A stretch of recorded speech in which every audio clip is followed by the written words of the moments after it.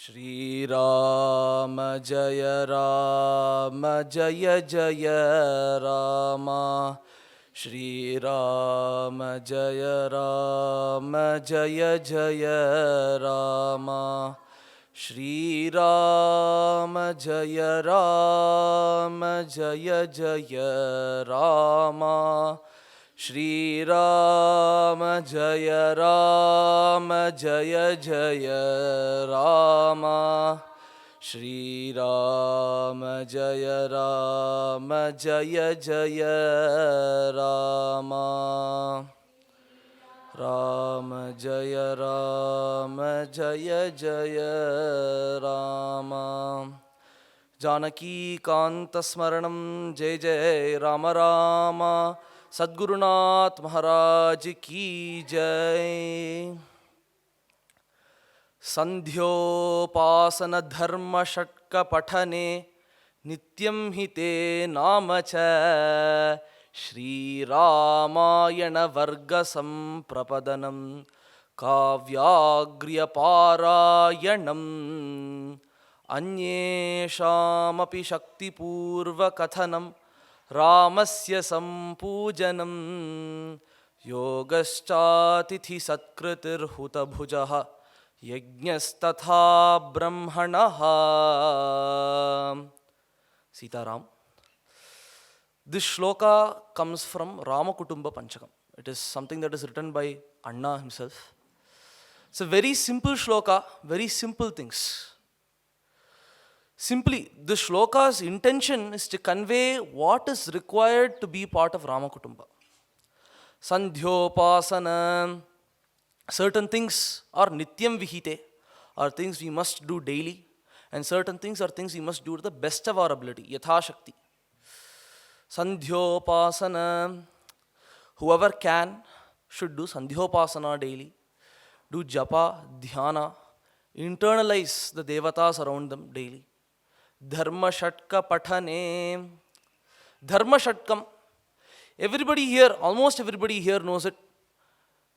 Loka Samastha Sukhino Bhavantu. From there, every day we say it. Just simply saying it and experiencing the meaning behind the words. Dharma Shatka Pathane. Nityam Hite. Like I said, always these two. More. Nama Cha. Ramanama Japa.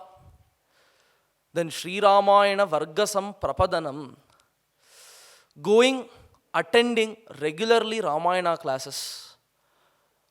I'll keep it at that for now. We have more to see when we go into Vibhishana Sharanagati. Kavyagriya Parayanam. Ramayana Parayanam.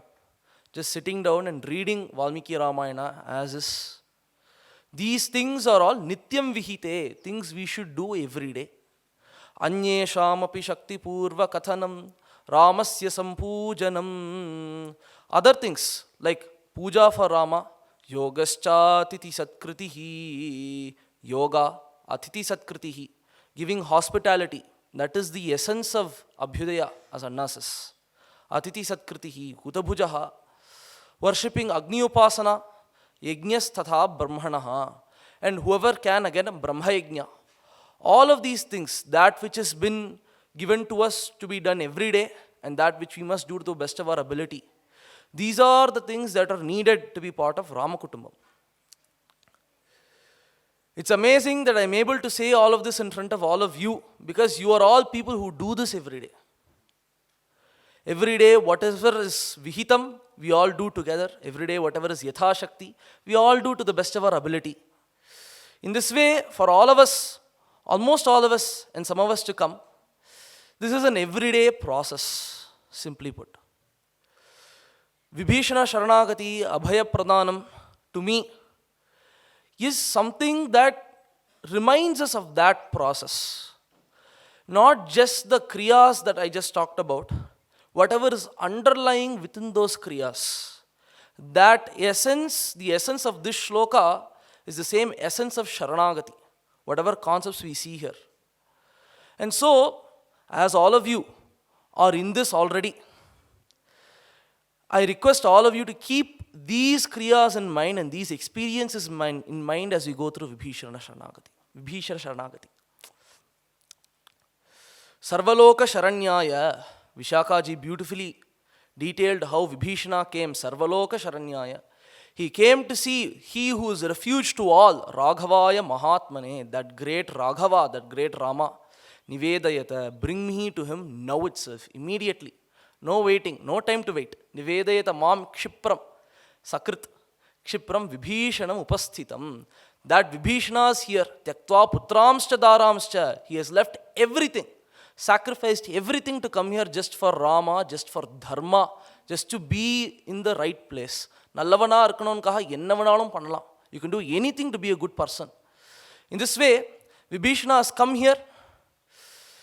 As soon as Vibhishana came, the very next shloka, etattu vachanam shrutva sugrivaha laghuvikramaha lakshmanasyagrato ramam Vibhishana lakshmanasyagrato ramam samrabdham idamabravit laghuvikramaha. Sugriva starts running really fast. Because this might come to Rama's ears. Nivedayata mam kshipram. Before Rama should hear this, I should go tell Rama this is happening. Samrabdham idam abravit. And he goes with emotion, with expressiveness. Because Sugriva, above all else, is Rama's friend, Sakha. The one who thinks always for the welfare of Rama, constantly. Being in that position, he always has some emotion towards Rama. Always thinking, will this be beneficial for Rama? How can we make this beneficial for Rama? From the beginning of Yuddha Kanda, that has been Sugriva's role. As Giridharji beautifully put, the whole of Vichara, Sugriva is only there to make sure, is everything going properly? Is there any way I can be of use to Rama? That here is Susamrabdham, that emotion of, is there any way I can be of use? With that emotion, he runs towards Raghava speedily, for only one thing, to make sure that Vibhishana does not get accepted by Rama. Ravanasya anujo bhrata Vibhishana iti shrutaha chaturbhis saharakshobhihi bhavantam sharanam gataha. He goes to Rama, Lakshmanasya agrato Ramam. Lakshmana is right there. Rama and Lakshmana, both of them are there. He goes immediately and he says, this is the first time, introduction of Vibhishana to Rama. Ravanasya anujo bhrata. He is the younger brother of Ravana. Vibhishana iti shrutaha. That is Vibhishana after all. He is the younger brother of Ravana. Chaturbhis saharakshobhihi. He has come with 4 Rakshasas. Or, as we saw previously, 4 terrible Rakshasas. Chaturbhihi saharakshobhihi bhavantam sharanam gataha. And he is coming here to take refuge with you. This Vibhishana, who was the brother of Ravana, with 4 other Rakshasas, is coming all of a sudden to take refuge with you. Mantre vyuhe naye chare yukto bhavitum arhasi vanaranam cha bhadrante paresham cha parantapa. Be careful. Mantre vyuhe naye chare. Be careful with alochana. Be careful with discussion. Be careful with spies. Be careful with vyuha, with the way we have set up our sena. In this way, in all these ways, be careful. Yukto bhavitum arhasi. You must be like this. Vanaranam cha bhadrante paresham cha parantapa. For all the vanaras, bhadramte. For their sake and for your sake, for everyone's sake, may all of this be proper. Then he starts to say, Dvishad balam. See, very simple. Sugriva, however emotionally charged he is, he uses logic to support said emotion. He speaks very logically. Simply put, we have to gather every single thing in our army that is our strength, right? Mitrati balam chaiva maulam bhritya balam tatha. All of the things that are our strengths, all of the things that are our powers, those must be gathered in one place. And whatever is dvishad balam, whatever is against that power should be thrown away, should be discarded simply. And this Vibhishana, since he is Ravana's brother, he can be here for multiple things. He can be here to go back and report to Ravana. He can be here to exploit the loopholes of Rama's army. In this way, Vibhishana can exploit anything here. Not just that, Ravana's brother after all. We cannot excuse this person. Sugriva says, Kshamam kshamamatam vara. He says, nigraham. I believe he should be captured. Simple. It's very interesting that one word, nigraha, tasyaham nigraham manye kshamam kshamamatam vara. Sugriva repeats it twice. Once here, once later. We'll see there. But it conveys both his opinion. At the same time, he knows Rama's swabhava also. Shamam Kshamavatam Vara, please forgive me for saying this. But he has to be captured and thrown away. He cannot be a part of this army. Sugriva says, hearing all of this, Rama immediately does not go and try to speak his point, or he doesn't try to go and say, you're wrong. Instead, he takes a second, he evaluates everything Sugriva says, Vacham hetumadarthyam cha. All of these things, Vakyam hetumadarthyam cha, bhavadbhirapi tachrutam. All of these things are beautiful. Hetumat, they have the upaya in mind. Arthyam cha, they are pregnant with meaning. In this way, he has spoken. Sugriva Maharaja has spoken. Now, bhavadbhirapi tachrutam, before my opinion comes, before my thought comes, bhavadbhirapi tachrutam, what do you all think? Rama Sabha, Ravana Sabha.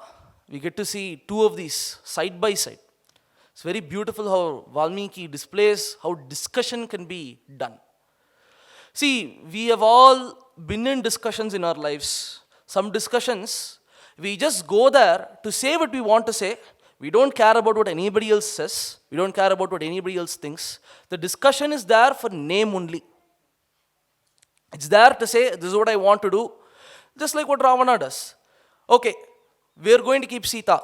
Now, how do we do that? That's about it.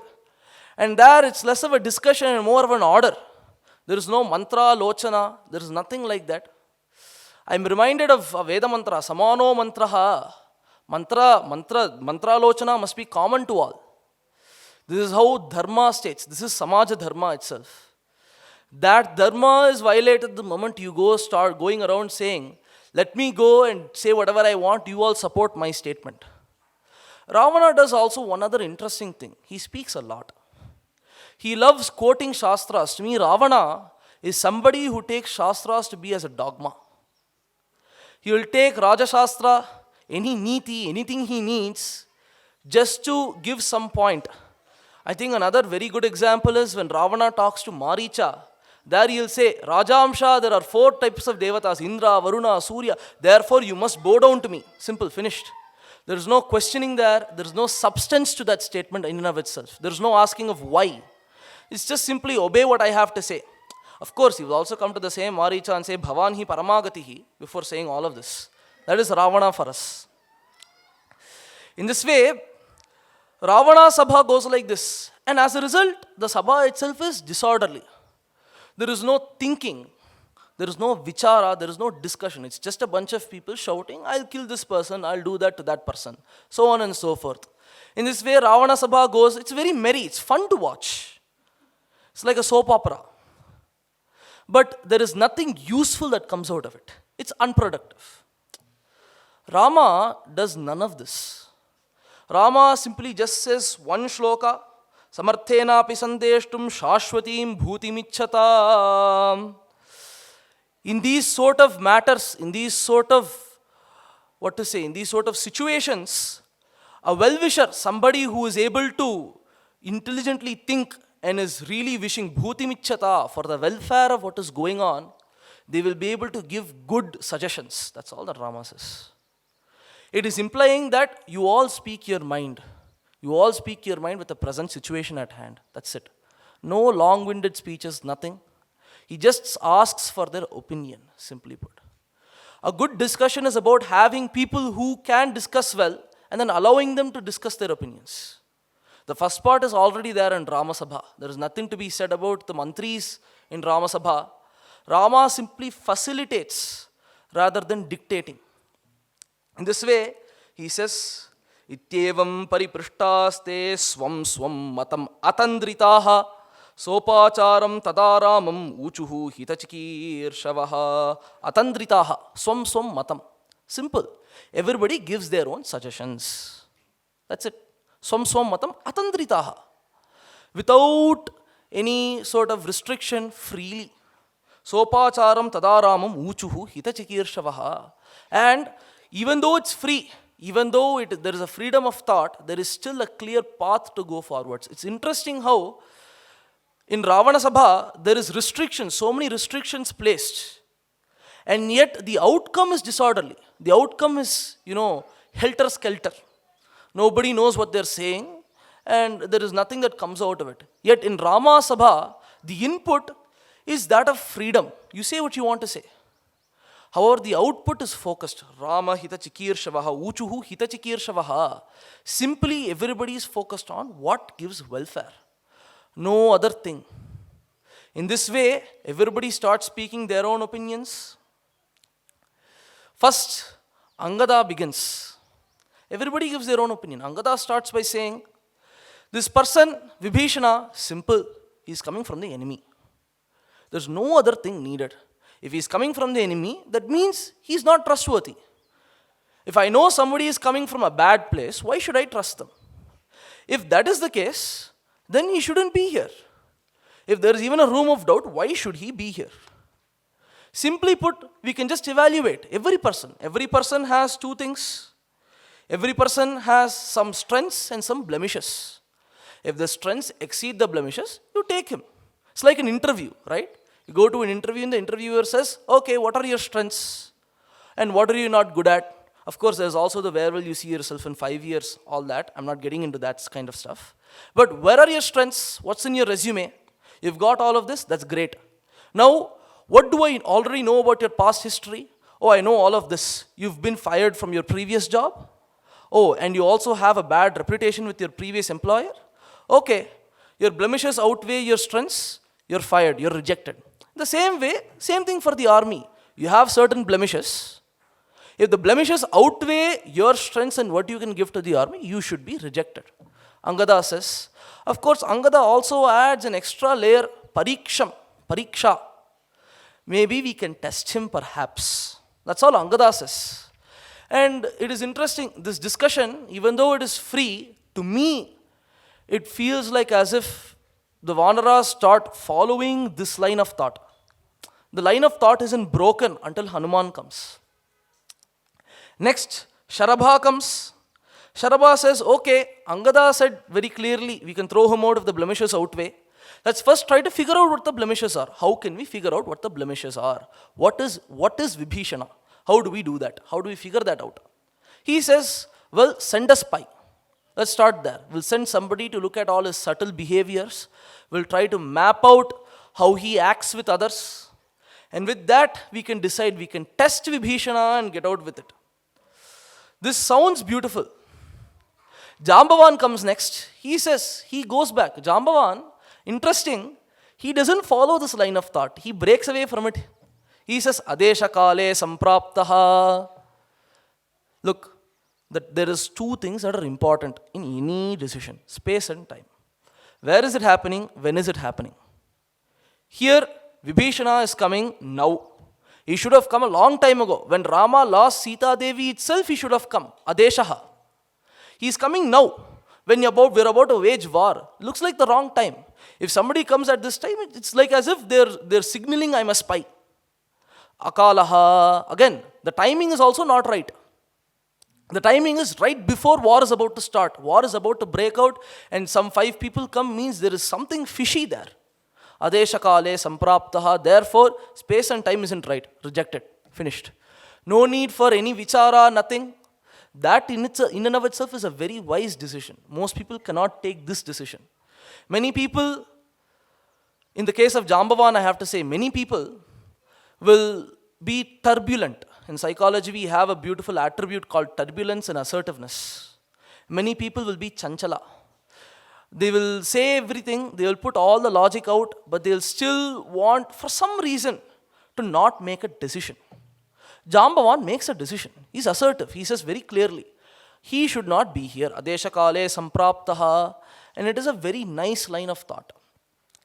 Now we're coming back to this same line of thought that Angada introduced. Mainda comes. He says, no need for a spy. We'll do this. We'll send some informant. Somebody can go and talk nice words to Vibhishana, sweet words to Vibhishana.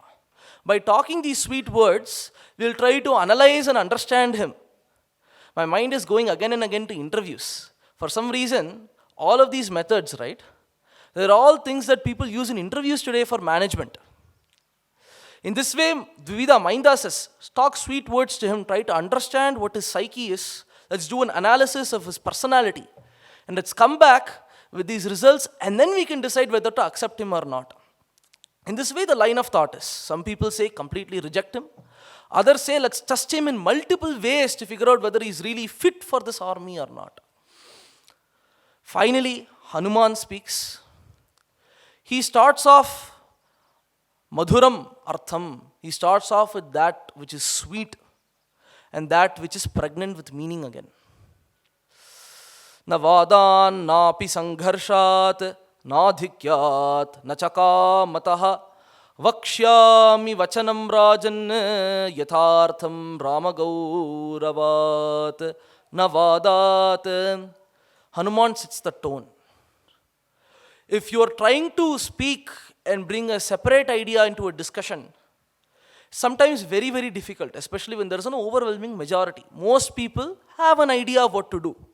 At that point, if somebody comes and says, I want to do something different, or I think something different, you have to very clearly set where it is you're thinking different. Where is your line of thinking changing? So Hanuman starts by first saying, Navadat, whatever I'm about to say, and it's also a sign of respect for the Sabha. Navadat, when you're bringing a different opinion, it can seem as if you want to be they use the word contrarian. Just simply contradicting what everybody else says. So Hanuman, to establish he is not that, starts by saying this. Navadat, I am not doing this to debate with others. People do that. Vidandavadam, we say. Just to have a pointless argument, people will sit for hours in rooms. Napi sangharshat, neither to confuse others. That is also a favorite pastime for some. They'll sit down, they'll start speaking. You won't know what they started with, and you will never figure out why they finished to begin with. In this way, confusion kahave irpa. There'll be people who just sit there to perplex the audience. Na adhikyat. These two, most people know, are pointless. Nobody wants to sit and have a pointless debate. Nobody wants to be confused. But the third one is very dangerous. Nadhikyat. We will unconsciously start to dominate others when we start to speak. When we start to speak, most of us start off with the belief that I am right. My point of view is correct. As a result, anybody else's point of view, it's a natural corollary, it's a natural antecedent to saying that my point is correct is everybody else's point is wrong, and therefore I am better. And that's what happens. You start to dominate. I am the senior. I know what's going on. I'm the closest. I know what's going on. And as a result, because we think we know what's going on, we dominate conversations. And that here is not the intention of Hanuman. Na adhikyat, na chakamataha. The fourth one is even more subtle than the three. I feel like the fourth one is like the foundation for the other three. People like to talk. Because people like to talk, they engage in pointless debates. They engage in confusing others. And they engage in domination. Kamataha. And I'm not speaking like that either. I'm not speaking out of a whim. I just thought about it. I just felt like speaking, so I'm speaking. That's not the intention of Hanuman here. Vakshyami vachanam sarvam yathartham ramagauravat. Everything that is going to be said by me. Vakshyami vachanam sarvam yathartham. They are all in reality Ramagauravat. For Rama's pride. Rama, the understanding of Ramagauravat. I don't know how else to put it better in English. Ramagauravat. The weightage of Rama. This brings me to two incidences that I remember. One is in the history of psychology. I'm going to take a small deviation here again. I like taking deviations. In psychology, there was a time where psychology naturally is the understanding of how feelings, behaviors, everything works, thoughts work, so on and so forth. There was a time where we had something called behaviorism. Simply put, psychologists thought that you can understand everything about a person based on certain things, like a manual. If a person, does a specific hand sign, that means they have the following personality traits and so on and so forth. In this way, You can decode anything with just a few textbook answers. That's how psychology was around 1950s, right? Just having certain textbook principles and based on that trying to understand something subtle like the mind. That gradually had to transform to, it's not just some 5 or 6 textbook principles that can understand the behavior of everybody. You have to look at the mind of the person, cognitivism. You have to look at what cognitive principles are there. There is an individual there with a mind of his own, with thoughts of his own, and without, acknowledging that, trying to just give textbook answers does not work. This is one. Another one is with Acharya, Shankaracharya and Prashnopanishad. Acharya says all of a sudden, in a specific area, Shrutyartha Vijnatum, to understand Shruti's meaning, Abhimanena na kartum shakyate. You cannot do it even with 100 years of just logic and just thought processes. You have to delve into the Vedas, into the Shruti to understand the Shruti. Vedena Vedo Vigneyaha. There's no other go. Not 100 years, there's no logic that can take it there. So even though this logic is beautiful, at the end of the day, they're all textbook answers. Whatever is given by the vanara so far, they're all textbook answers. Answers that, however great they may seem, however generalized they may seem, these answers are data-driven. After all, these answers are all things that may have precedence in the past, with answers in the past. But even then, because they are ignoring Rama Gaurava, they are not giving the whole answer to the predicament, to the situation. In this way, Hanuman goes past these answers and attacks something else. What is Rama thinking? Not just thinking. What is Rama? Rama Gaurava. What is the weightage of Rama? What is Rama Vivaksha? Hanuman is many, many things. But the greatest thing about Hanuman is he is a person who understands Rama's Vivaksha thoroughly in every situation. That is Hanuman. And Hanuman stays true to that character. Vakshyami vachanam sarvam yathartham Ramagauravat. Logic he employs with this at the base. He starts by saying, he takes every single consideration by every other vanara and slowly shows why it's not practical. He first says, none of these are feasible karyas. He starts by saying, one person said, we may be able to put spice and use spice to figure out the intention of Vibhishana. That cannot happen here because that's not feasible, simply. If somebody starts questioning or seeing what Vibhishana is thinking, he's going to automatically figure it out. See, I'll use interviews as another example again. This is a really, really kochayana example. But most people who go to interviews will know when the interviewer is trying to play with them. Ask questions or make fun of them or perhaps try to figure out their ulloor intentions. It's like when a teacher, I remember when I was going to school when I was young, first time I had come from the US, they had a teacher interview. The teacher used to interview the students when he came to PSBB. The teacher asked, just to understand who I was, how much is my father and mother earning? Where are they working? As soon as they ask where are they working, you know that they're doubting you or you know that they're asking for some other intention, right? There you know that their intention is not exactly genuine. In the same way, if we send a spy to Vibhishana, you will know if his intention is not, he will figure it out eventually, right? And not just that, he's after all the brother of Ravana, he's definitely intelligent, he knows what he is doing. It's not as if we're talking to a fool here. This is somebody who knows thoroughly what's going on and can definitely dissect and understand and analyze if a spy comes to him. Somebody also suggested that maybe we can perhaps reject him completely. Adeshakale sampraptaha. He's not here at the right space and time. One more thing to notice, Hanuman is not mentioning the people who said all this. He is just taking the point. Vakshyami vachanam sarvam yathartham Rama Gauravat. He's not even considering the person who said it. We have various fallacies in logic. One of those fallacies is something called as ad hominem, to the person. Taking the person and talking about them. Hanuman avoids that completely by not even mentioning the person to begin with. There is no sense of personal bias in what Hanuman is saying. In this way, he says another person mentioned The time and the space is not right, therefore let's reject him. Hanuman says, no, the time and the space is exactly right. Because now Vibhishana knows very clearly about Rama Prabhava. He knows what Rama can do. He has heard about Rama Gunas. He has heard about Rama defeating Vali and coronating Sugriva. He has heard all the various things. He knows that Rama has the ability to defeat Ravana. And now he is also perhaps, this is the right time for him to leave Ravana with his difference of opinion with Ravana. He also is suffering on the other hand with Ravana. So this is the right space and time for somebody like Vibhishana to come here, Hanuman says. Then he says, okay, perhaps the other one, talking sweet words to him. It again has the same issue as bringing some unknown person, some spy towards him and figuring out what it is. Talking sweet words to Vibhishana, Vibhishana will figure out. Again, everybody can figure out when they're being sweet talked at a certain point, right?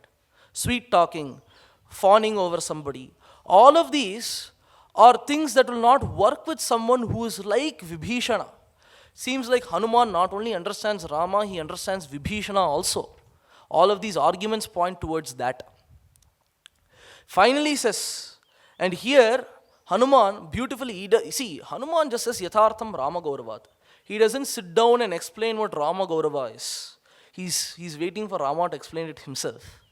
But Hanuman says Yathartham Rama Gauravat, and he uses logic to supplant his why of Rama Gaurava. He says, Ashakyaha sahasa rajan bhavo vetum parasya vai antaha swabhavaihi gitaihi taihi naipunyam pashyata bhrisham. He brings forth a legitimate method to analyze Vibhishana.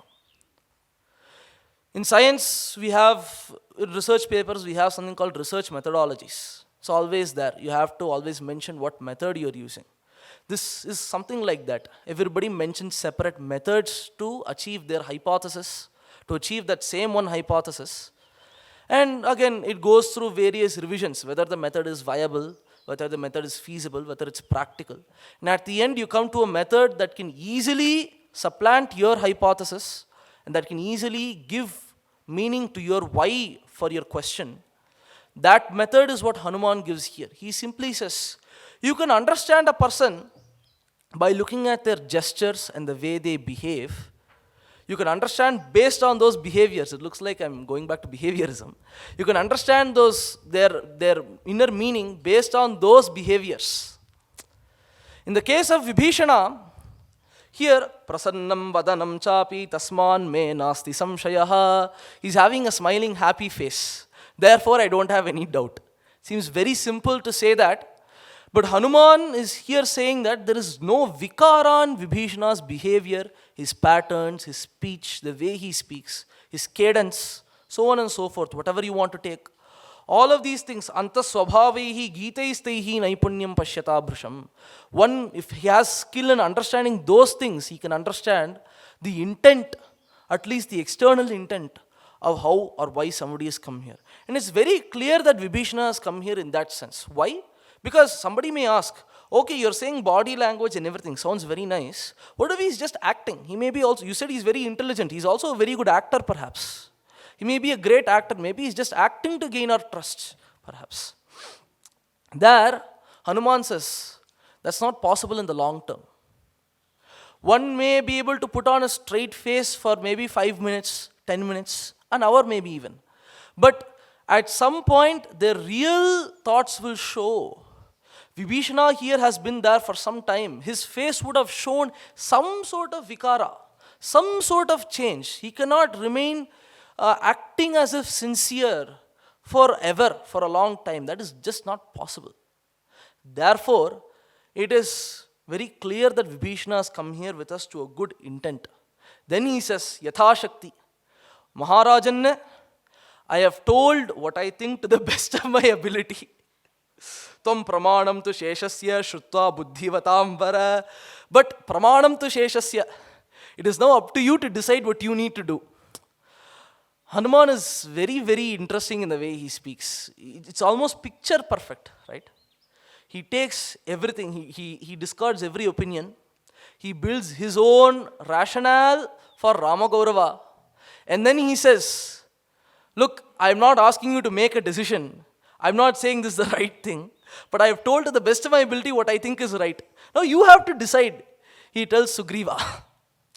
In this way, he says, after saying all of this, before Sugriva can decide, Rama steps in.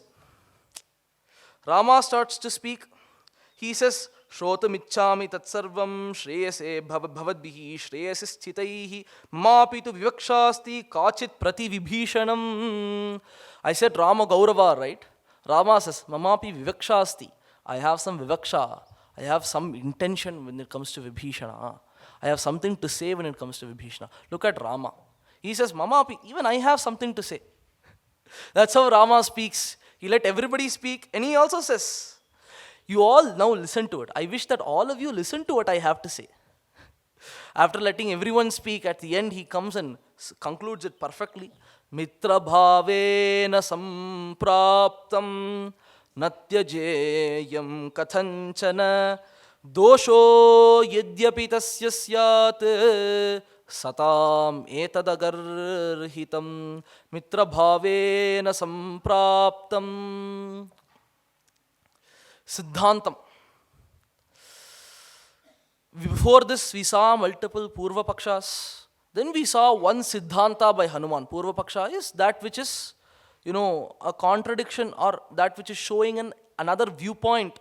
Purva Paksha, it's another viewpoint as opposed to the true viewpoint or the viewpoint that holds the real meaning. Hanuman beautifully gave rationale to Rama's viewpoint, Rama's Vivaksha. After seeing this logic and this rationale, now we are privy to that Vivaksha itself. Mitra bhavena sampraptam. He who comes to me with Mitra bhava, will decode that later. Natya jeyam kathanchana. I will never leave that person.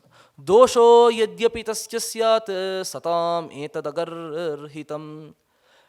Even if he has some mistake, I will not leave him. It doesn't matter. Satam etadagarhitam. And this is what is accepted by the good people. Rama says, Mitra bhavena. What is Mitra bhava? There is a lot of different contexts in which the word Mitra can be used. Everybody knows the familiar meaning of Mitra, perhaps. Mitra means friend. So, does this shloka then perhaps come to say, if somebody comes and says, let's be friends, then I will never leave them, regardless of whatever mistake they have made? It doesn't sit well with the audience once I say that. Neither does it sit well with me. It's not just a shaking of a hand that Rama, this cannot be the Vivaksha of Rama. Shaking hands, therefore I'm your friend, therefore I'll never leave you. It's not that simple. We have to go and touch on why Mitra is called as friend to begin with. See, even though there are multiple meanings and multiple contexts for words in Sanskrit, the beauty is every word has some adhara, some foundation from which every other meaning is derived from. Right? In the same way here, Mitra bhava, Mitra, let's go back to the root. Nimidas snehane. That which is of love, pure prema, that with that bhava, if one comes, with that sneha, if one comes, Mitra bhavena sampraptam natyajeyam kathanchana, that person I will never leave. Dosho yadyapi tasya syat. See, even if I say prema, it sounds very nice. But for the people who don't understand prema, it doesn't make sense. Prema is a very nice word. One person told to me a few weeks ago, bhavam abdina. Bhava is a very nice word, but if we don't understand its meaning or its tatparya, there is no point in using it and flaunting it about like as if it's something great. Same thing with prema. We should not misuse the word. It should not become a cliche. It should not become vacham arthantaram gatam. It should not lose its meaning. In this way here, Mitra bhava, prema here is simply, in the words of Anna, it's an opening. Somebody, for us at least, it's an opening. Somebody who comes here with a genuine desire to understand Rama, to be in the path of Rama, that is Mitra Bhava. That is prema towards Rama. It can be nothing else. It cannot be some sort of infatuation with Rama, wherein I love Rama. That is not prema. It has to be, it can only be, I must follow in the path of Rama. I must, in some minuscule way at least, imbibe at least some value that Rama is showing in these 6 volumes of Valmiki. That is the only thing to me that Mitra Bhava can be. Mitra Bhavena Sampraptam. If someone comes with that opening, Natyajeyam Kathanchana, I will never leave that person. All we need is that opening. We don't need to worry about Vidvat. How many Shastras have I read? That doesn't matter. That will automatically come. I'm reminded of Dharmartha Kamaha Kilatata Loke. Rama says, right? You stay in Dharma, Artha Kama automatically comes. In the same way, you have that opening, whatever Shastra Jnana you need, you'll automatically get. That is Nidarsana for every person in this audience. I can say that from first-hand experience. Any Shastra Jnana we need comes only because we have that opening. The necessary Shastra Jnana, that too. So, it's not Shastra Jnana. It isn't even some sort of superfluous love or bhakti. Okanda ayardu illa. Okanda ayardu kuda, just sitting and crying, just listening to some Ramagunas, it's not that. You don't need to cry to show that you have that opening. That opening is enough for you to cry. And again, just like Shastras, that crying, that avishkara will come at the right time when it needs to. There's no need to force it. It's something natural. Sharanagati is natural. There is no such thing as some enforced symptoms that we can, hold on to stimulate some opening. Opening comes and then you can take the other things. That's all. Mitra bhavena sampraptam natyajeyam kathanchana dosho yadyapi tasya syat. And it is only for those people who have that opening that the next part even matters. Dosho yadyapi tasya syat. He may have mistakes. I will still accept him. Because automatically when you go with this chintana of yat kinchit, in some way I must follow Rama, in some way I must go behind him, anugachama raghavam, in some way I must be there. When you have that chintana, automatically you will start to recognize your own doshas and Rama will fix them for you. All the things, Sandhyopasana, Dharmashatka Patana, all those things serve for that only. Dosho yadyapi tasya syat. It doesn't mean that you will stay there, mistakes and all, preserved by Rama beautifully. That's not the point.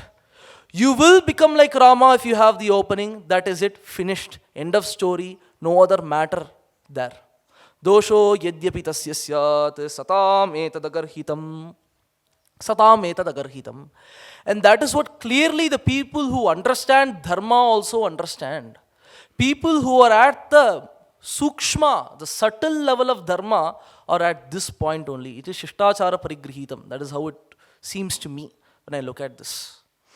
In this way, Rama says there is much more meaning to this shloka, but I think that has to wait for Sakradeva Prapannaya. So I'll continue this shloka with Sakradeva Prapannaya there.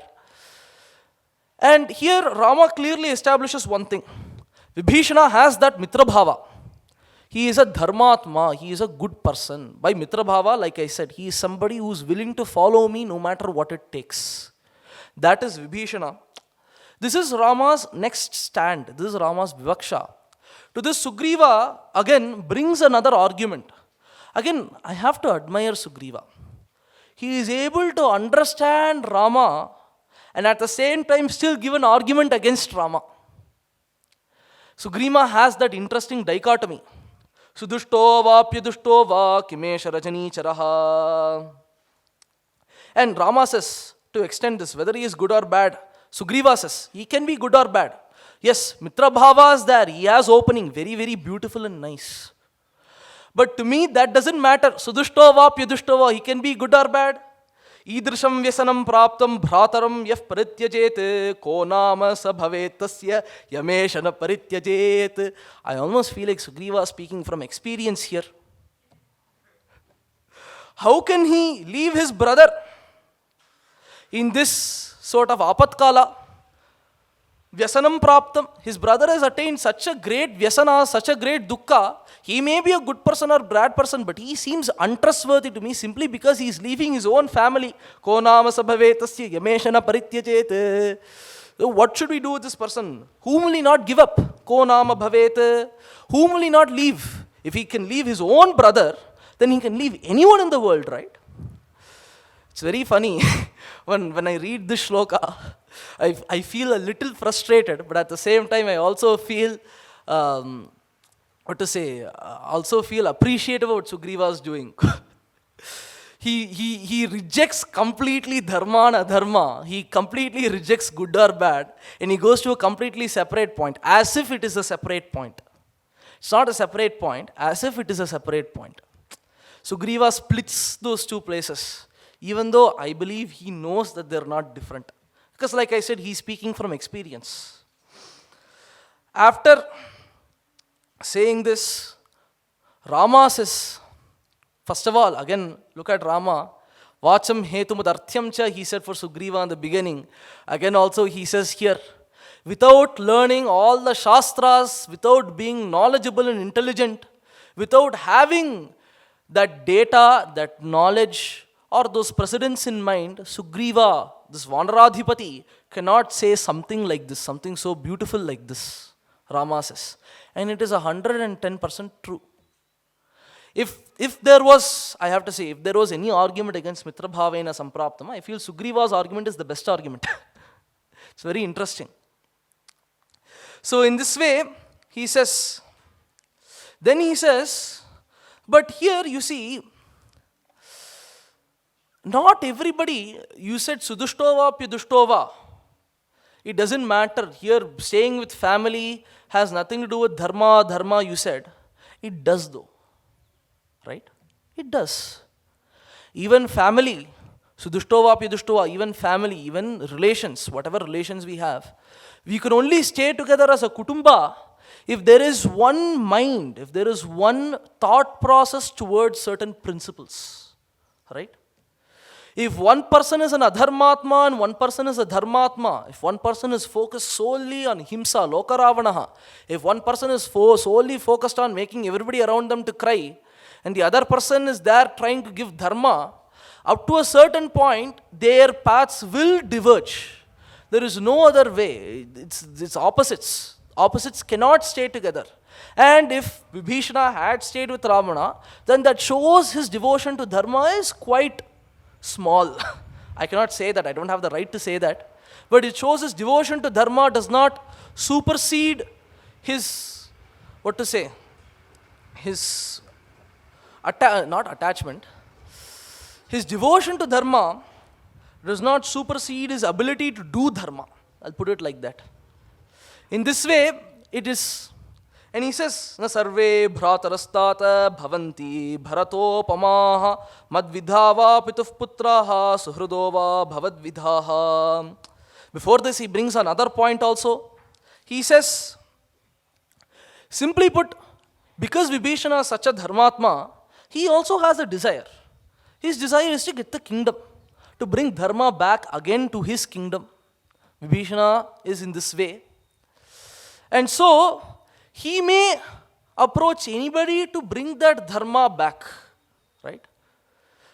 And he is not as if approaching some other person that has some vested interest in his kingdom. Rama speaking logic to support his vivaksha. He is saying, it's not like as if he is approaching somebody who is going to take his kingdom by force.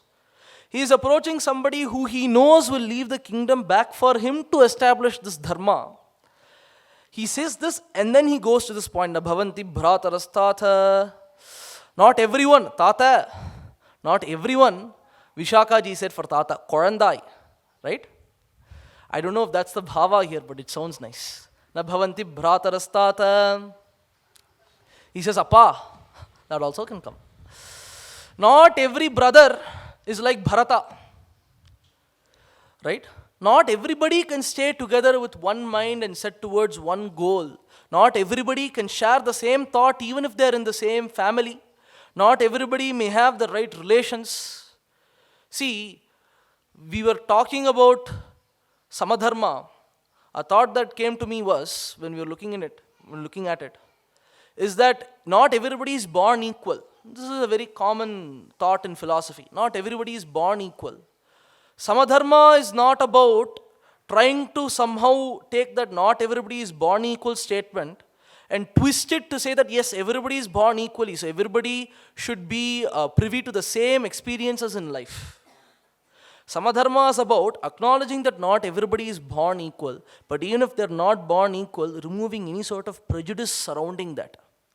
In this way, Sugriva has some sort of prejudice here.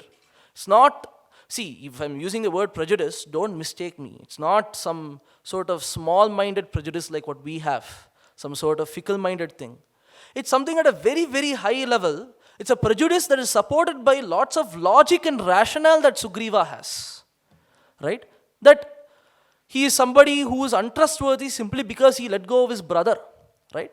It's a stereotype. Just like how we have many other stereotypes, that also is a stereotype. It's a stereotype on a much deeper level, but it is still a stereotype. Rama breaks that stereotype here by saying not everyone is born equal. Not everybody has the same families. Not everybody has the same fathers. Not everybody has the same brothers. Na bhavanti bharatopamaha, not every brother is like Bharatapa. You also have Ravanas. You also have people who need to get away from that place and be in their own dharma. In this way, there is no wrong in what Vibhishana has done here, Rama clearly states. Now, Sugriva really does not have any choice. But still, samrabdham, I said right, that emotion still remains.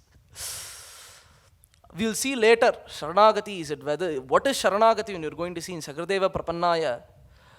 There is no room, it's not some impulsive emotion. We will see that there. But here, Sugriva has that emotion, and that emotion is valid. But since that emotion still has not died down, he comes back and says, no. If we let Vibhishana in, he will definitely destroy our army. And so we cannot let him tasyaham nigraham manye kshamam kshamavatam vara. He repeats the same point. That repetition itself indicates he's run out of points to say.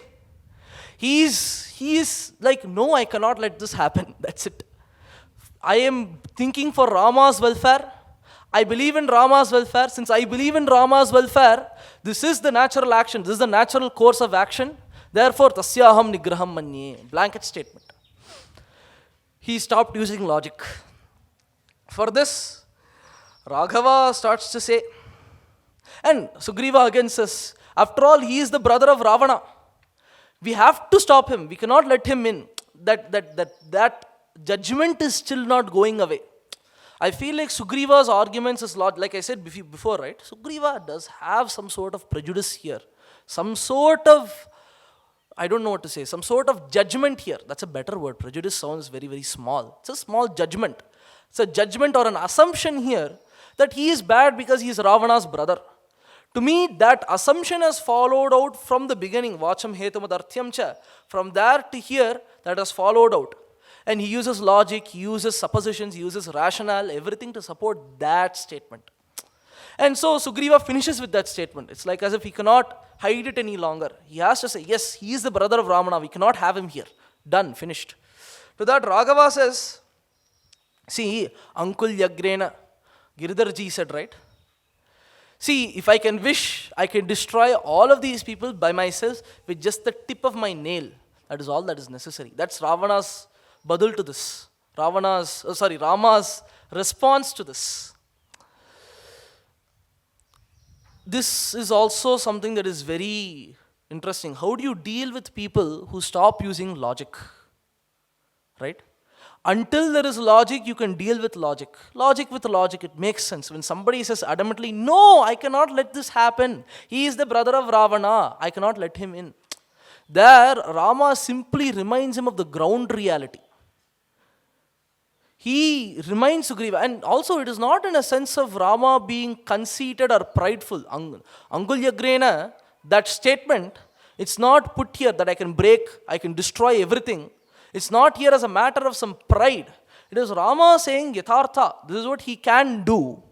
And this is the ground reality. He can come here by himself and destroy everyone. But yet, he is having Sugriva with him.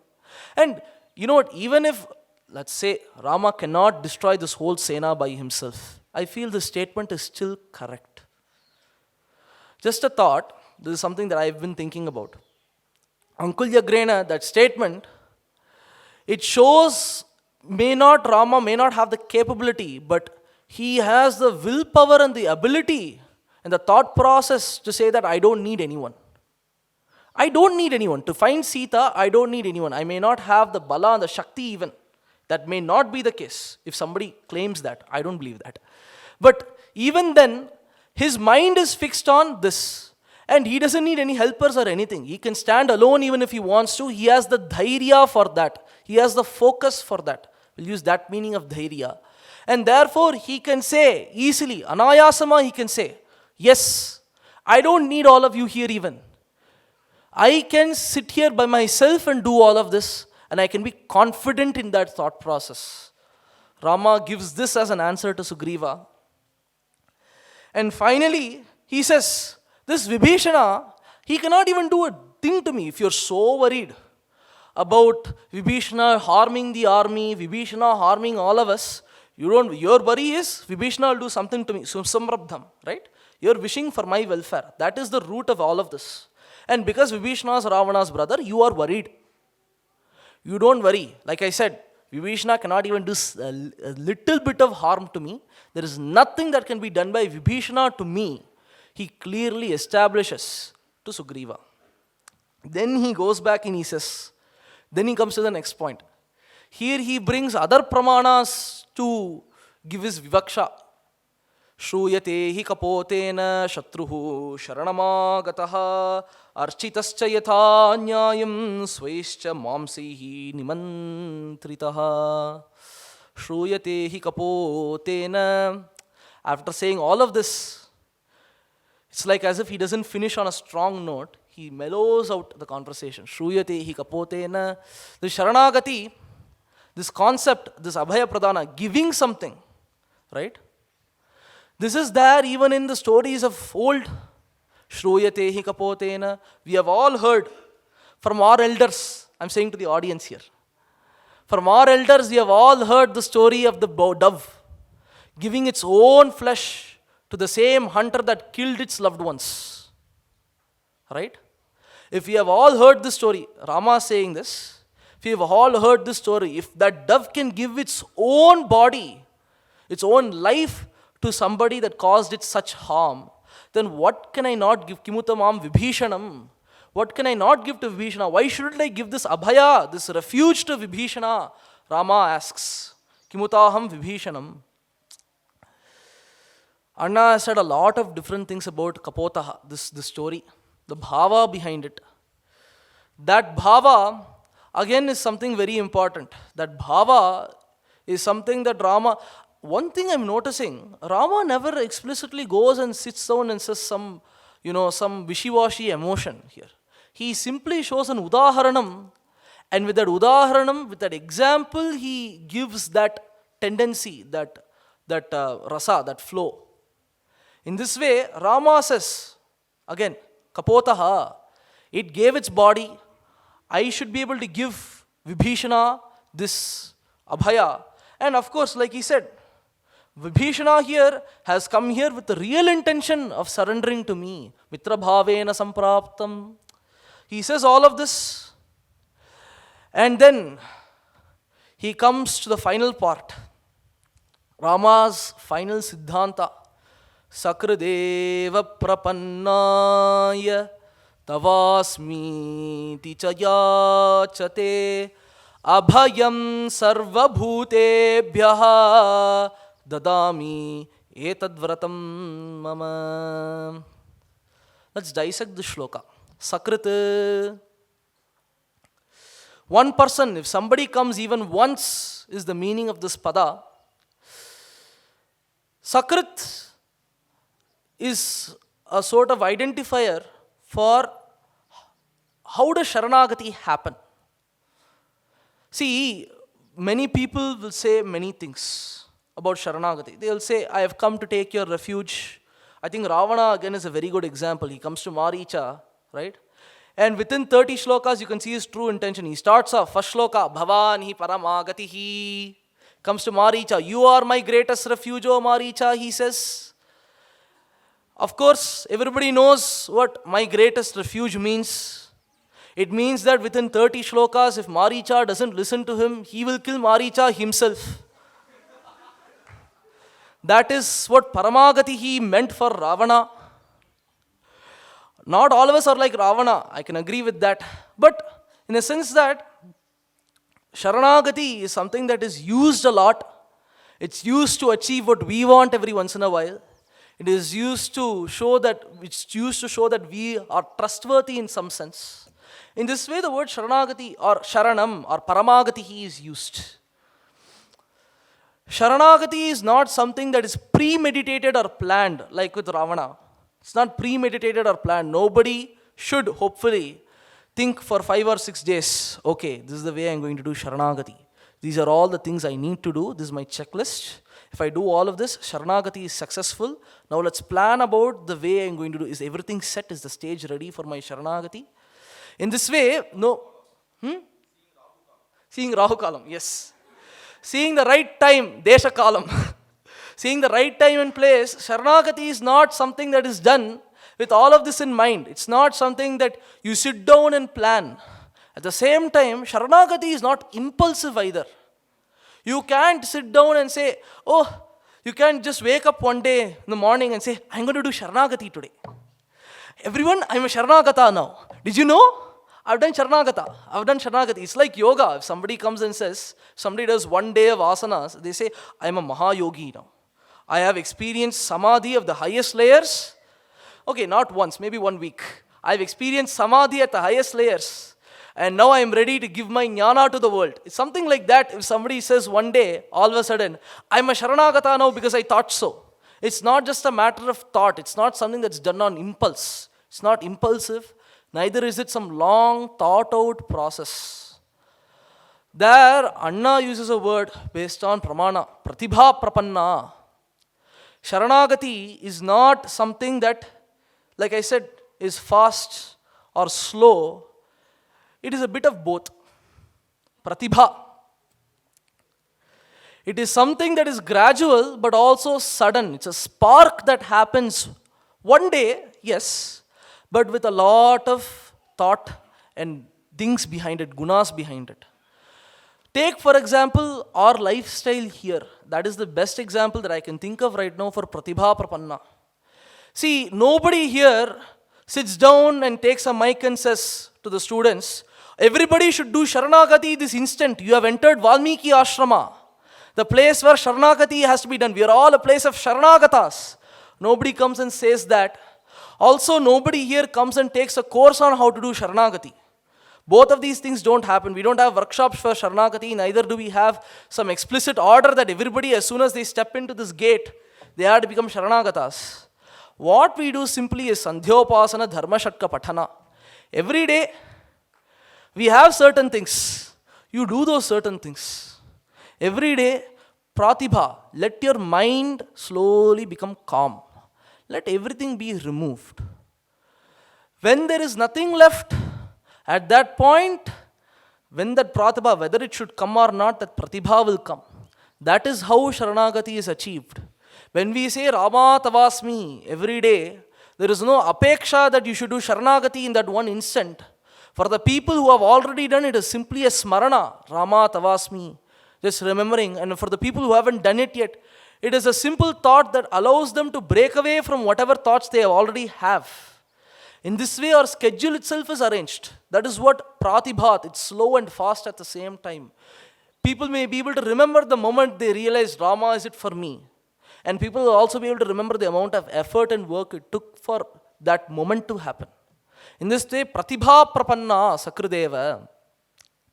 Of course, since the nature of Sharanagati itself is not something that is, sudden or planned, the output or the way that Sharanagati must be done is also not short term. Anything that is planned or anything that is fast will fizzle out. If something is planned, it only can be maintained up to a certain amount of time, right? Again, it's like a workshop. If I have a workshop for building certain communication skills, there is zero guarantee that after somebody sits in that workshop, they'll have any of those skills. You may plan and sit down, but at the end of the day, unless that person wants to genuinely imbibe those skills, that workshop is of no use. The same way, Sharanagati, there's no planning that can have at least even a bhava of Sharanagati to be there for some time. And in the same way, Sharanagati done on a whim will be lost in a whim as well. So this pratibha, the Sharanagati, the real Sharanagati which comes from pratibha, is something that is nishtha, that has a strong foundation and is always there. What is nishtha? I'm not going to use any words to illustrate what nishtha is. Rather, I'll use a Veda mantra which shows it beautifully through example.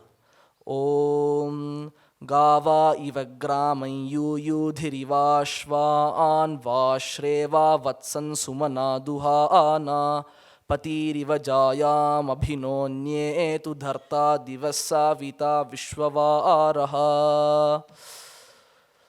The Vedas never try to take complicated concepts and try to lay them out with logic or rationale. Every once in a while, they'll just give a simple example.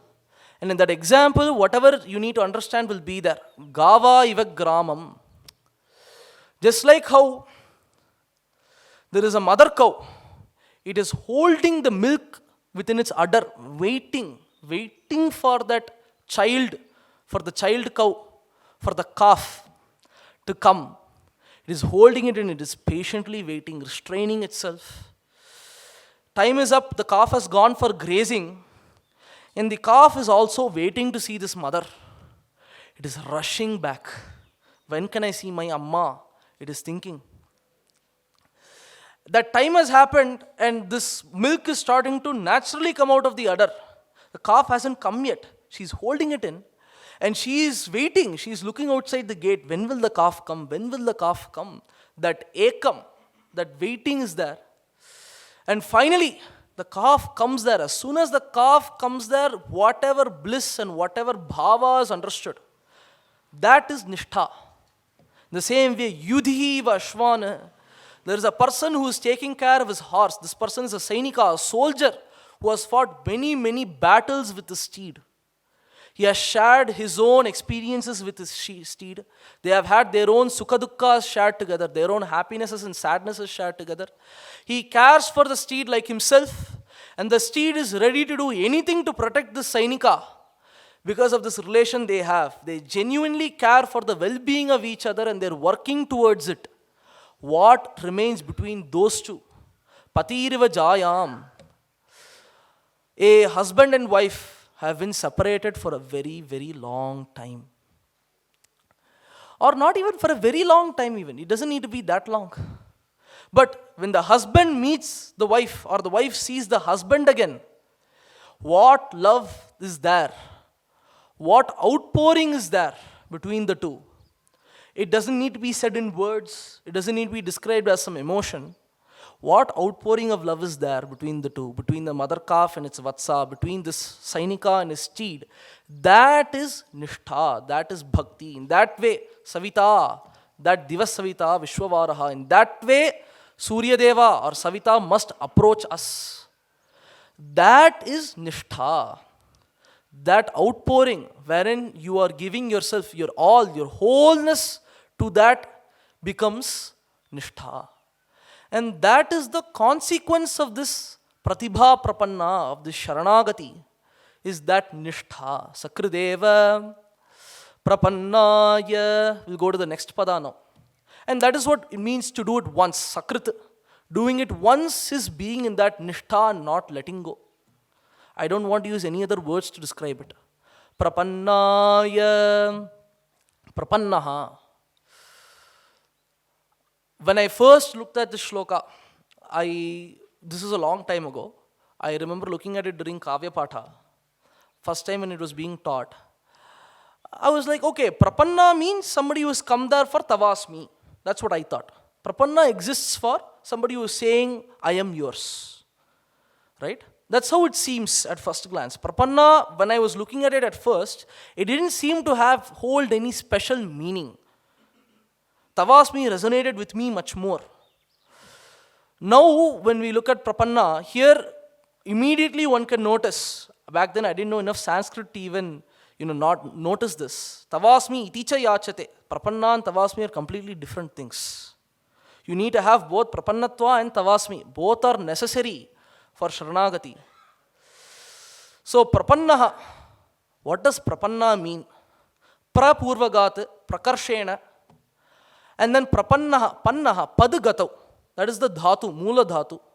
And innaha is ikta pratyam, simple. Anybody who has studied 10 Sanskrit should know. Prakarshena, padagatau, ikta pratyam. Anybody who is going in a nice way. This is what prapannaha, who has gone in a nice way. Ikta pratyaya will use that meaning. This is what prapanna means, literal meaning. It doesn't really, it seems quite unrelated to the whole concept of Sharanagati when you look at it from the surface level. Somebody who goes in a nice way. Are they talking about multiple gatis, gajas gati, simha gati, something like that? No. I am reminded of another word when I look at prapanna, acharana. See, Anna himself said when we were looking at the Samadharma conference, from the Vedic times, there has been a special importance given to gati. Yatudhanam tredha moolam yatudhanasya vrishcha. From there, gati is something that is just not simply some sort of movement or some sort of walking, some sort of evening walk or something. There is much more depth to the word gati and any word that denotes gati. Like acharana, charugatau. Acharana means the same thing. Going in the right path or going well. But if you see how the Vedas use it, swasti pantham anucharema, surya chandramasa viva, you can immediately understand it's not just some simple walking. It is going behind anugachama, it is going and following and imbibing that rule, imbibing those values within those devatas and internalizing it. In the same way, if acharana is that, prapanna is the same thing when it comes to Rama. Yat kinchit, in some way, every kshana our life must be devoted to understanding Rama, being in that. And again, naturally, if you see, all of the things that we do today in our day-to-day lives, I think that's very important. Emphasizing on what we are doing for this is all towards this only. Take Parayana. In Parayana, when you start Parayanam, at least for me, my experience, you start doing Parayana, then you start focusing on each shloka, then you start, as you're doing Parayana, you automatically take your speed and you slow it down to where you can understand the meaning of each pada. So as you go, you understand every pada during Parayana. And at that point, there's this like small undercurrent that's tugging you, that's telling you to come further and submerge yourself in that. And before you know it, you've completely forgotten who you are, what you were doing just an hour ago, or anything else. And you're just completely immersed in that Parayana and Rama Gunanubhava and imbibing those gunas. Every once in a while, you'll stop when you see something new and Australia and say, wow, that pada has this meaning? I never considered it. And then you think about how it can be applied in your life. And then you go back into that undercurrent of just doing Parayana. Automatically, your voice, the way you say things, how you say things, your behavior, your actions change based on that undercurrent that's pulling you in Parayana. That's how Parayana itself goes. In the same way, everything, Ramanama Japa. When you start, you close your eyes, you may have a million thoughts, may be doing a million different things. But as soon as you start saying that Ramanama, you are focused purely on what Rama is, Rama Gunas, and surrendering to those Rama Gunas and trying to imbibe those. In this way, every part, Dharma Shatka Patana, I don't even need to say how profound Dharma Shatka is. Everybody here knows it. In this way, every part of our schedule has been designed where every kshana can be spent in prapanna, following Rama, imbibing some part of his gunas, some part of his dharma. Sitting down and listening to Rama Katha itself is that. You sit down, you don't know how much time has passed. Your legs may be aching because you're sitting, but you don't care. You don't even realize it's aching at a certain point. You're just listening again and again to Rama Gunas, again and again the unlimited amount of dharma that you can take and apply into your own life to become just one step closer to becoming a better person. That is what prapanna is. And that is what it is for us in this Valmiki ashrama. Prapannaya. Of course, naturally, as you put yourself in this thought process, not in this thought process, that's a very subtle, surface level way of saying it. In this, that's all. In this, Tavasmi automatically happens. Like I said, Pratibha Prapanna, right? It is not something that you need to force. Even if you repeat Tavasmi 100 times, it may not happen. It matters if you've done the other two, Sakrit, Prapanna. If you have that Nishtha and you have that opening in Mitra Bhavena, and you have that daily just coming back again and again to these same karmas, these same anushtanas that you're practicing, at that point, Tavasmi, I am yours will automatically happen. Varke Ramanagam will automatically happen. Tavasmi ticha yachate. And for that sort of person, Abhayam. Somebody who's in this, what do they get in return? Something I have to ask. It sounds very, very kochaya irukku. What do you get in return when I say all of this? But there is something, just like how in the Vedas, by following Agni and being an Agni, the Vedas do give some sort of indication of what happens by doing Agni Upasana or internalizing Agni, that Loka Samasta Sukhino Bhavantu. The same way here, there is something. Abhayam Sarvabhutebhyaha. Abhaya. Again, Abhaya is something that comes, that is not, it's as old as our culture. Abhaya is something that originates in the Vedas, has come to us from there. Indra Ashabhyaspiri Sarvabhyaha Abhayam Karat. Very interesting. I was going through the Mantrartha some time back. There Anna has put Sampradhanartham Sarvabhyaha. He just says that and moves on. For everyone he gives Abhaya, Indra, he says. There is no other Vivaksha there. There is no other dispute there. Sarvabhyaha Abhayam Karat. So in this way, Abhaya, fearlessness. That's what Abhaya means. Being fearless. Or etasmin adrishye natme nirukte nile bhayam pratishtham vindate. There's a lot of places where Abhaya comes. These will automatically come when we understand the meaning of Abhaya. What does it mean to be fearless? Fearlessness here is an absolute conviction in the actions you are taking when it comes to Rama and Rama Dharma. There is no doubt in the Dharma you are doing. And even if you make a mistake, fearlessness is where you are able to fearlessly accept the consequences of your mistake. That is what Abhaya is. It's an amazing thing. And that Abhaya itself is very, very deep. Like I said, etasmana adrishye, the same Abhaya you get by keeping yourself in your own Swarupa, that is the same Abhaya that comes when you go to Rama. That Abhaya comes slowly and through time. That fearlessness, I said it's a phala. I don't think it's just a phala. It's something that grows over time with you. Abhaya might mean something to you at the beginning. Abhaya might mean something completely not different, but something more subtler at the end. Thank you, Ji. More subtler at the end. I was looking for that word. So, Abhaya is that. For us, Abhaya means different things. Take a look at your own lives. Take a look at all the things that Rama has given you in the name of Abhaya. What are you able to face now because of what has happened? Take a second and think about it. Because only if you think about it, you can appreciate that Abhaya. A lot of us take this Abhaya for granted. Everybody does at some point. We are able to speak more confidently when it comes to Rama. We are able to be with Rama no matter what. And above all else, we are able to, with joy, perform all these things in our day-to-day lives because of Rama. Sandhyopasana, Dharma Shatka, Patana, all of these things. That to me is Abhaya. In this way, everybody may have different things. Handling and balancing different things to me is Abhaya. In this way, Abhayam Sarvabhutebhyaha, and that Abhaya Rama gives. Sarvabhutebhyaha. Sampradhanartham, apadhanartham, both are there.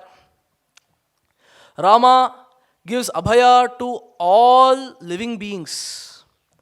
Makes sense. After all, he is God. We haven't even looked at Rama as God so far in this whole sarga. I just realized that. Sarvabhutebhyaha. After all, he is somebody who has karuna towards everyone. That karuna bahusyam prajayayeti. With that infinite karuna, he is giving everyone some sort of priya, some sort of punya. In this way, he is there abhayam, sarvabhutebhyaha. And of course, apadanartham. He will, somebody who is this prapanna, for him, he will take them away from any bhuta. Anything can come and disturb their fear. Nothing can come and interfere with them. Sarvabhutebhyaha. Sarvabhutebhyaha does not just mean everybody around you. Don't think that Rama will protect me from my enemies. That's not the only meaning. And that too, Rama will protect you from enemies, it may not even be literal. Like I said, Abhaya means fearlessness. That fearlessness you will have. He will give you the ability to face your own difficulties by yourself.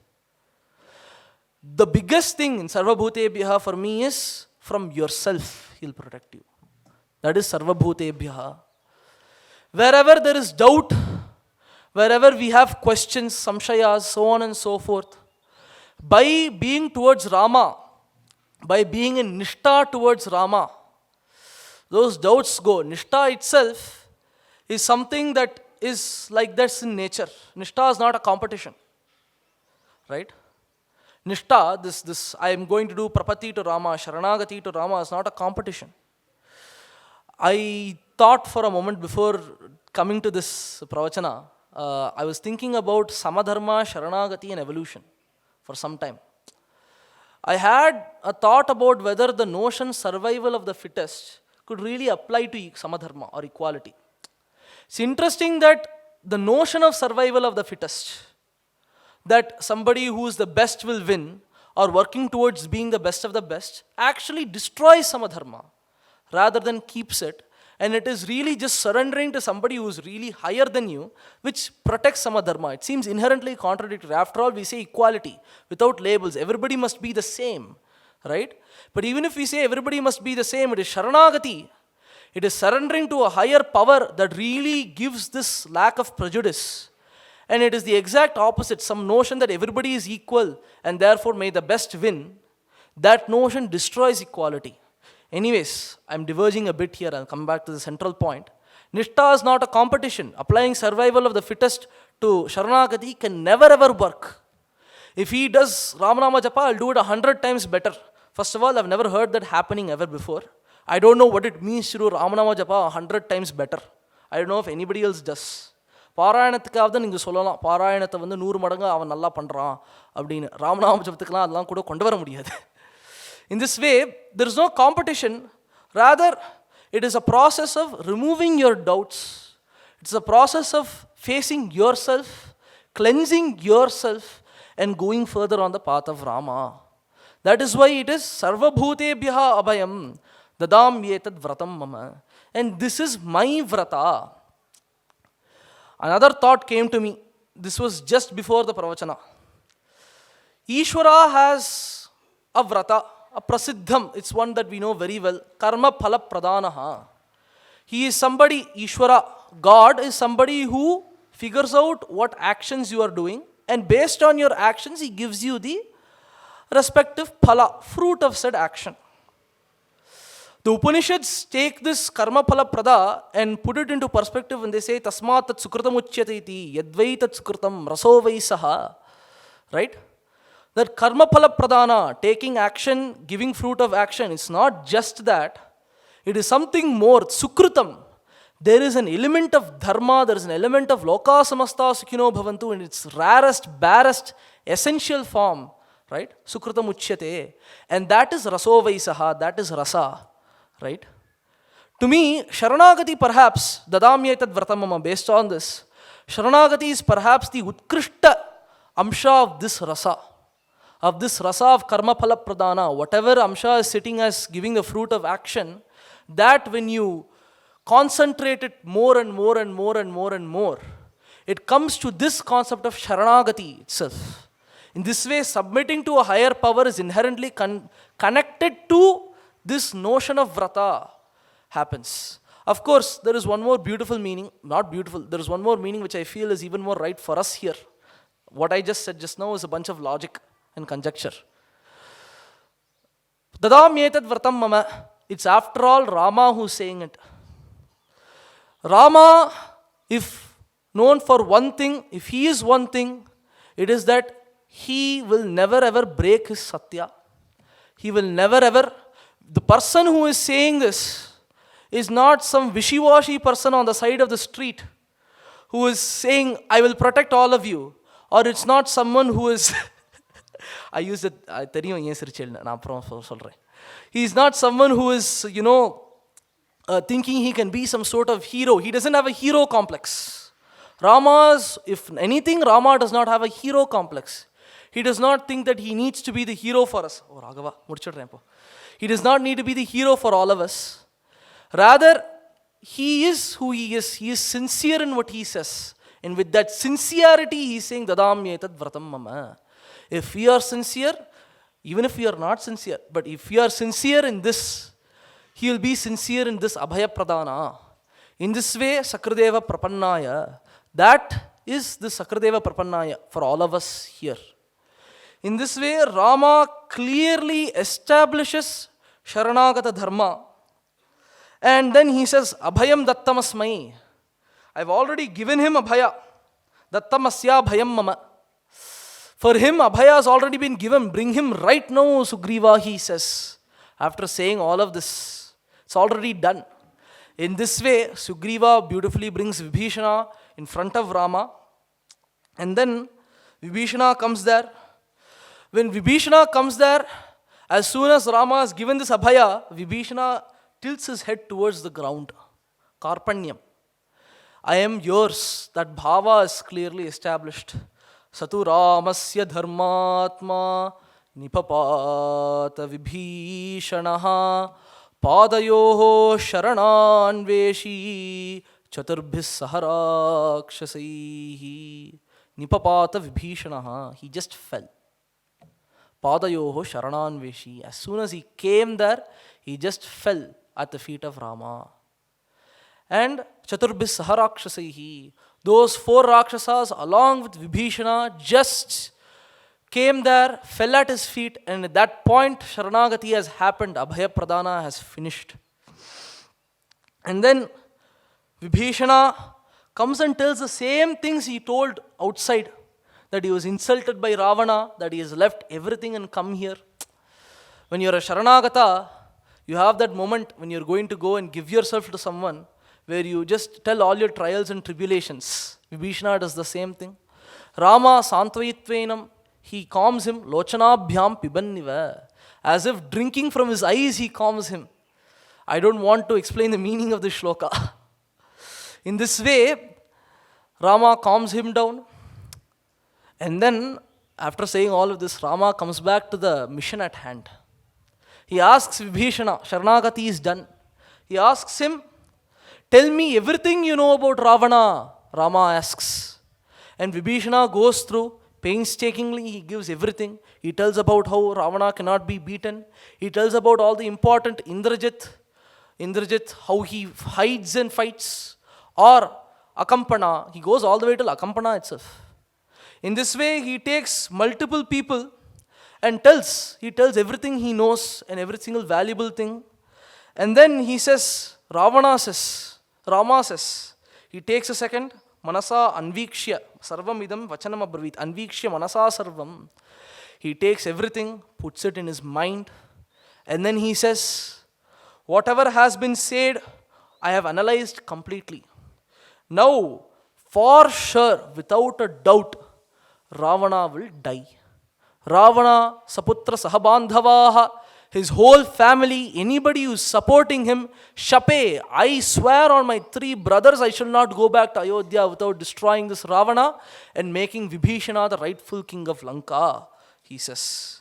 Vibhishana also says, from now on, I will also do my best in destroying these Rakshasas. He takes the Sankalpa at the end. It's very, very interesting that Vibhishana says this.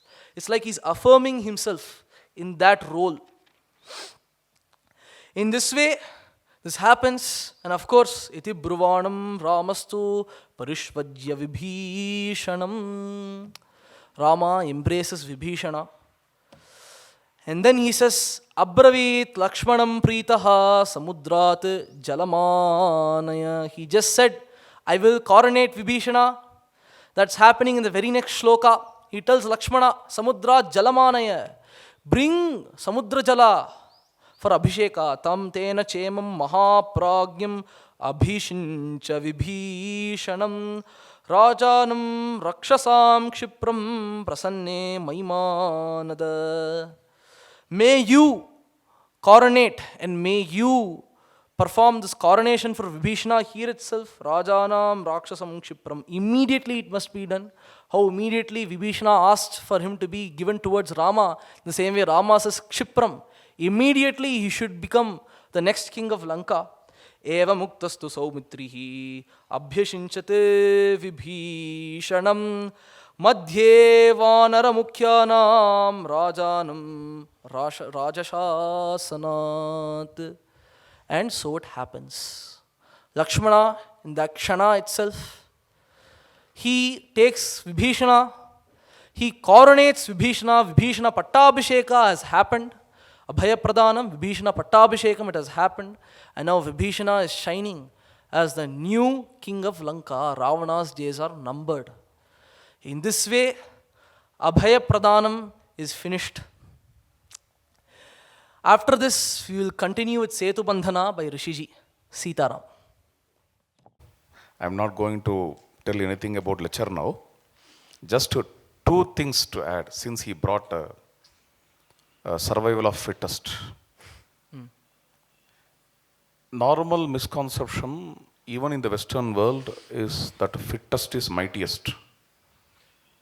But according to Darwin, fittest is adaptability. Adaptability is nothing but surrender. Finished. This is one thing. Another thing, Abhayam Sarvabhutebhyaha. Here, very nice explanations for Abhayam. One thing which I felt was, even for the most abnormal persons in the world, the greatest fools of the world, and those who have the greatest fear complex, even they will not be afraid of only one thing. What is that one thing? One's own self. So Abhayam is that self. And Ramachandra gives that self. Vastuta. Vastutam upayatosmi. Sri Ramanuja shloka. So that Vastuta, Vastavikata, that Atman Sri Ramachandra gives, in that sense also we can see Abhayam. Abhayam te janaka praptosi, says Brihadaranyaka Upanishad. So, as we have various meanings for Abhaya, this meaning also is a very interesting meaning. Sitaram. So, we will continue from 2 o'clock, 2 p.m. Sitaram.